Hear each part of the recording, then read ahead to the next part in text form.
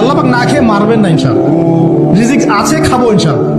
কিন্তু হয়তো বা অভাব হবে, টাকা পয়সা একটু কম হতে পারে, অন্যের 10 তলা ফ্ল্যাট হবে, আমার হবে না।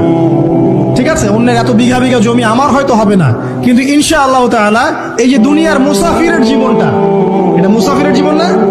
মুসাফিরের জীবনটা কেটেই যাবে ইনশাআল্লাহ। কাটবে না? যে কোনো ভাবে কেটে তো যাবেই ইনশাআল্লাহ। এই যে পরকালের জীবনটা একটা চেতনার শক্তি, জানেন? দুনিয়াতে যত বাধা বিপত্তি আসুক, গাল মন্দ খান, গীবত তহমত খান, কষ্ট হোক, নির্যাতন হোক, একটা বিষয় মনের মধ্যে শান্তি দেয়। কি শান্তি? যে এই দুনিয়ার জীবনটা তো আর চিরস্থায়ী নয়, এটা তো আর সারা জীবন থাকবে না। ইনশাআল্লাহ এই অবস্থা আস্তে আস্তে পরিবর্তন হয়ে যাবে। ফাইন্না মাআল উসরি ইউসরা, পরকালে ইনশাআল্লাহ পাবো। দুনিয়াতে না পেলে কি হয়েছে, পরকালে পাবো ইনশাআল্লাহ। যুবক ভাই, এসব জেনা ছেড়ে দেন, আল্লাহ রাব্বুল আলামিন আপনার জন্য হুর রেখেছেন জান্নাত, ইনশাআল্লাহ পাবেন ইনশাআল্লাহ।